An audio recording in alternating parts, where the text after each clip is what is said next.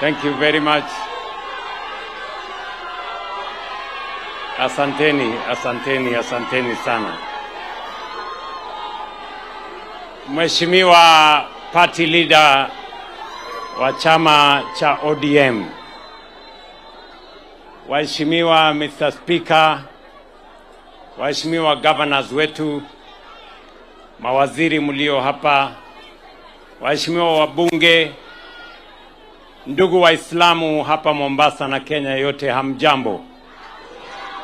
Assalamu alaikum. Basi leo jioni hii mimi namshukuru Mungu kwa kutupatia hii nafasi,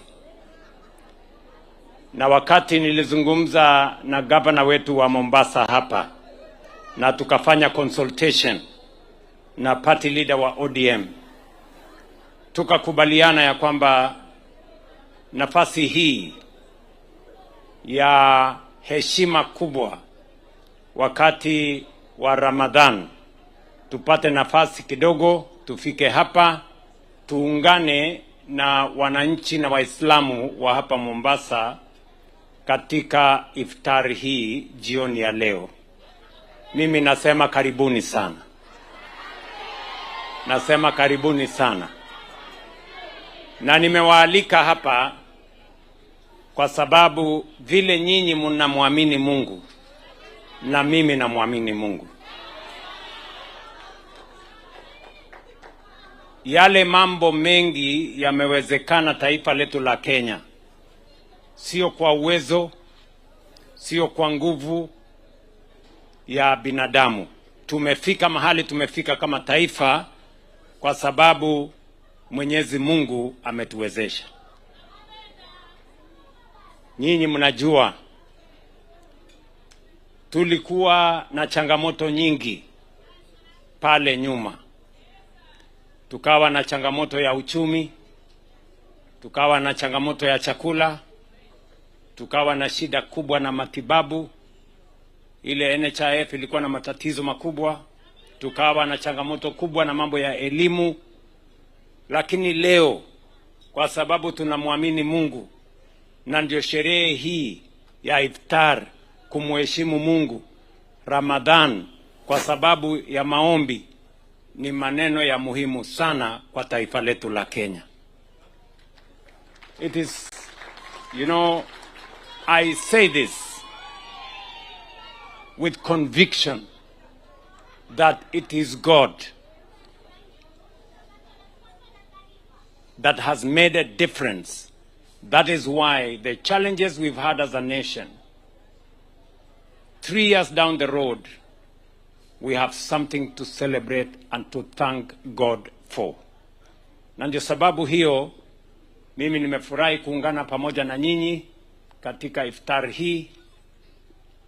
Mimi nawashukuru sana kwa jinsi vile mnaombea taifa letu la Kenya. Kuna mambo mengi nikiongea hapa kama kiongozi wa taifa letu. Kuna mambo mengi Mungu ametujalia.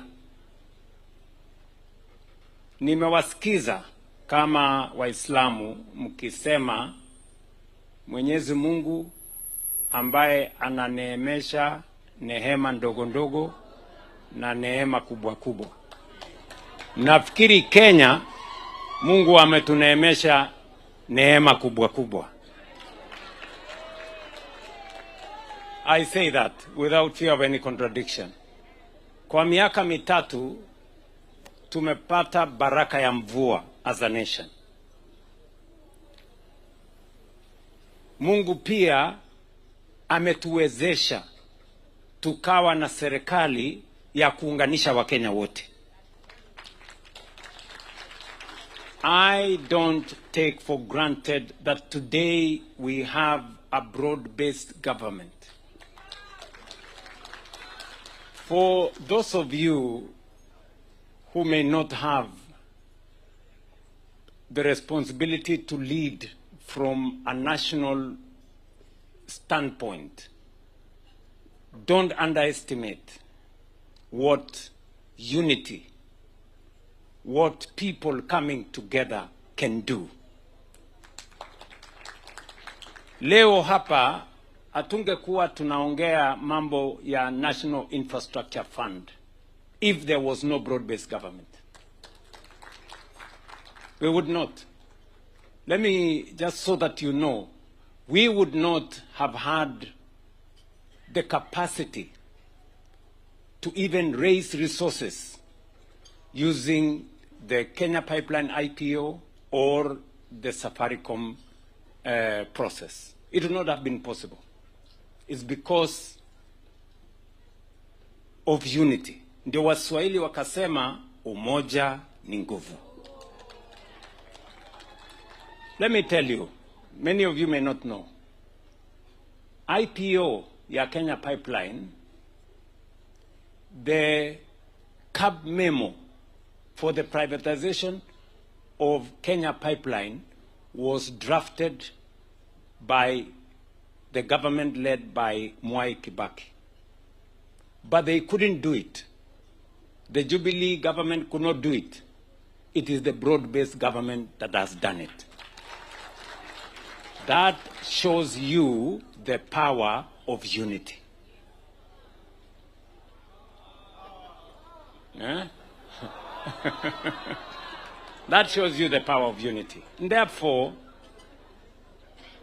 as a leader in this nation, I don't take for granted when leaders, citizens come together. Na ndio sababu hiyo nikisimama hapa mbele yenu, mbali na kutekeleza mambo ambayo hayakuwezekana kwa muda mrefu. We have tried to do many things in the past, but we were not able because we didn't have the courage to do them and we didn't have the unity to drive it.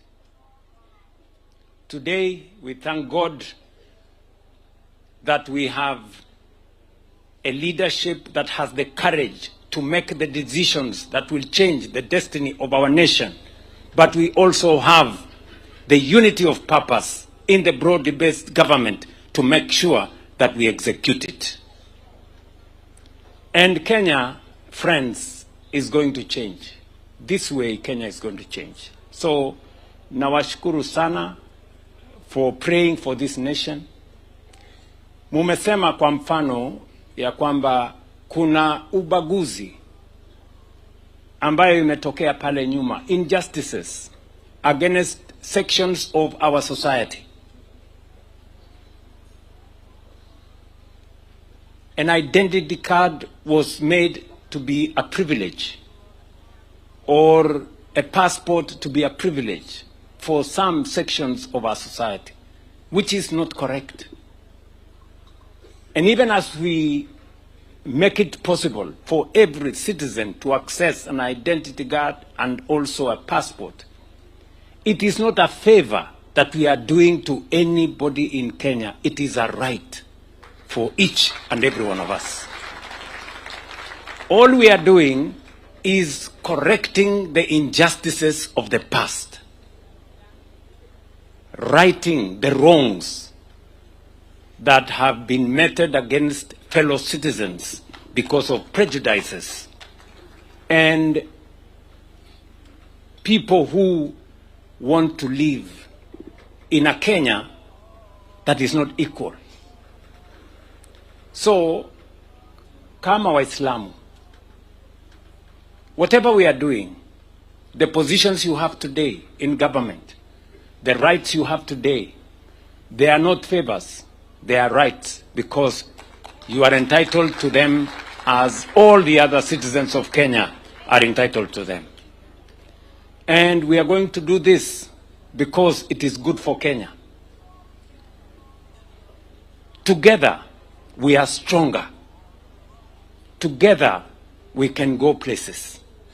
Tukigawanyana, tunakuwa wadhaifu. Lakini tukisimama pamoja, tutakuwa na nguvu na tutaendelea na tutafikisha Kenya mahali kila mmoja wetu atajivunia kwa Mkenya. So, tukiwa hapa leo jioni, I don't want to speak for long, but I want to ask you as people people who believe in God.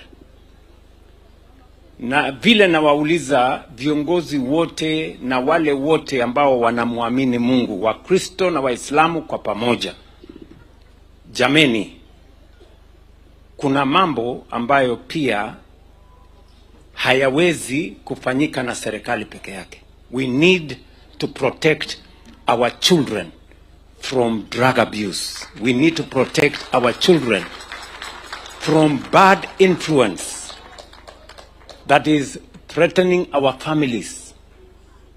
You know, alcoholism, drug abuse. These are things that are undermining the future of our country because they undermine especially the most critical sector of our society, the young people of our nation. And therefore, religious leaders, parents, all of us, people who believe in God, we must pray for our children, protect our children, and take the necessary steps so that we don't lose the future of our nation. Vile vile, kwa sababu tumekubaliana tunatembea pamoja, na nimesikiza mbunge wa Mvita hapa Bwana Machele amesema kuhusu mambo ya stima. He is right. We have only 3,300 megawatts of energy. We have new peak power stations, especially in the evenings. We need, as I have told you, to generate another 10,000 megawatts of energy because our economy is growing. We are distributing more energy. We are creating new industries. We are building new factories, and therefore it's necessary for us to have energy. And that is the reason why I want to thank the members of Parliament for enacting the National Infrastructure Fund. Using that National Infrastructure Fund, we are going now to generate an extra 10,000 megawatts. Just watch this space so that Machele and all the other members of Parliament will not be asking us, what are we doing about power? But let me also inform the citizens of this great county, Mombasa, and this region, that the challenge that we had with the transmission line was because of court matters which have now been resolved, and now we are going to develop that transmission line, meanwhile to make sure that there is sufficient power getting to Mombasa, even as we look at the bigger picture of generating more energy for the country, including for the growing city of Mombasa. Let me conclude by saying the following. We have a huge development now going on here in Dongokundu. We have agreed with the Afrexim Bank. They are investing resources here. KPA is expanding. The infrastructure in this city is expanding. Mwache, the water project that is just outside Mombasa in Kwale, is ongoing. We intend to complete it. I had sent the minister this week to come and check on the progress, and by next year we should be able to deliver sufficient water to both the county of Kwale, the county of Mombasa, and parts from Mazeras going that way in the county of Kilifi. So tutashirikiana namna hiyo ndio tuweze kwenda mbele kwa pamoja. Mnajua tarehe 1 mwezi wa 6, for the first time in the history of Kenya, we will have national celebrations in Wajir.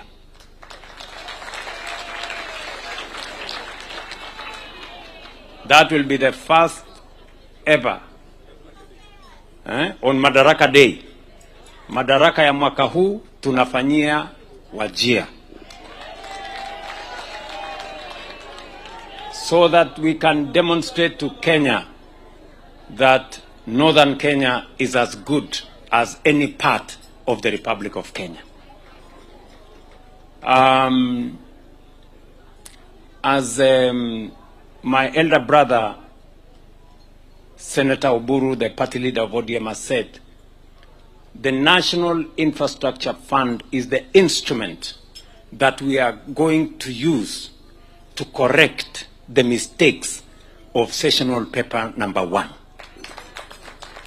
That is the instrument we're going to use, because the first 3 items that we will be funding using the National Infrastructure Fund and the resources we are raising from privatization is not just going to be the roads, is not going to be the airport, which is on course, but we have the first 12 dams that are going to be funded under the National Infrastructure Fund.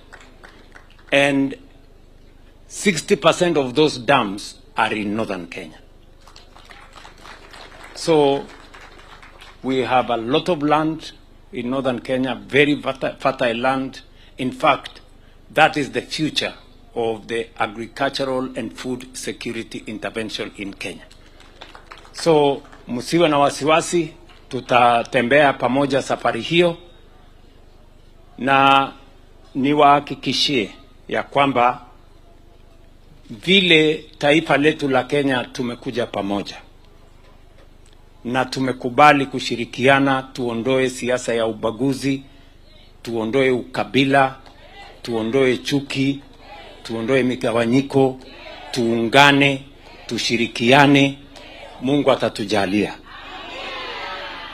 Yes. Ndio tuweze kuwabeba wa Kenya wote. And let me assure you that those who believe in division, those who believe in exclusion, the ethnic chiefs, they will not succeed in this country. Mungu hata waruhusu. And they cannot divide this nation. And going into the future, every leader and leadership in Kenya is going to be measured by your track record and your plan on how you're going to make this country better, not on how you tell us about the challenges of our nation. We all know what the challenges of Kenya is. The difference is going to be made by those who have a plan and a solution for the challenges we face as a nation. Tunaelewana jameni?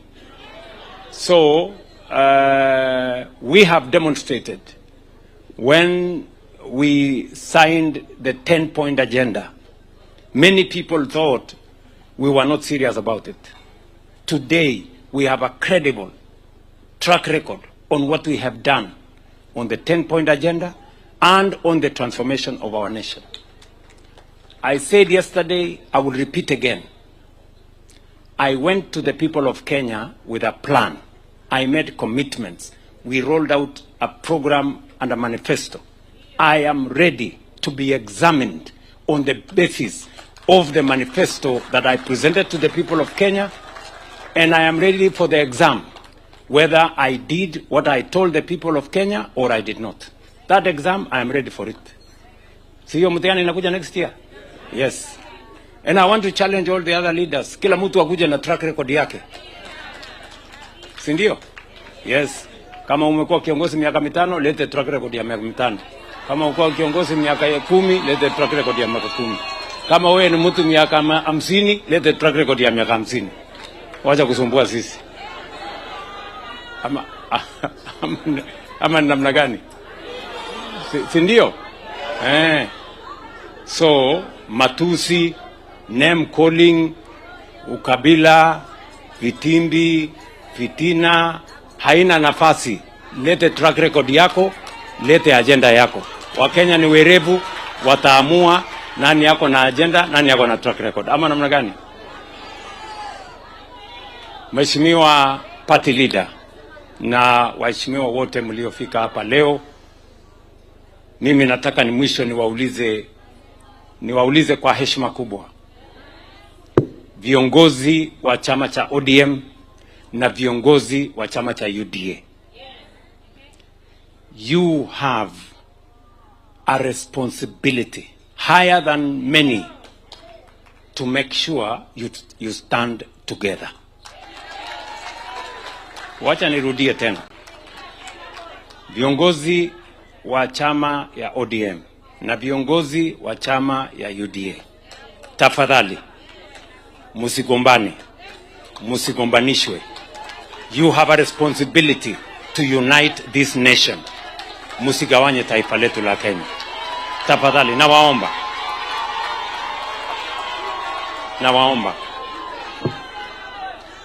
I want you to understand that you have a very heavy responsibility.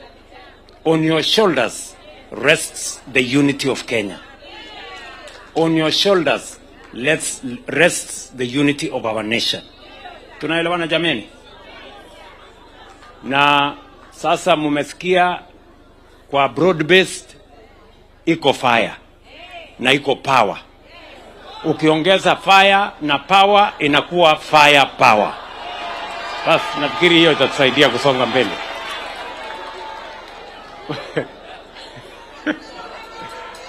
Ndio. So ndugu Waislamu, mimi na waheshimu na waenzi na wapenda na watakia baraka ya Mungu, na pia wiki ijayo na watakia Eid Mubarak. Asante sana na Mungu awabariki. Haya basi, tumpongeze rais tena kwa makofi tafadhali. Asante sana Mheshimiwa Rais, na kwa sababu ya wakati tutamruhusu rais anaweza kuondoka ili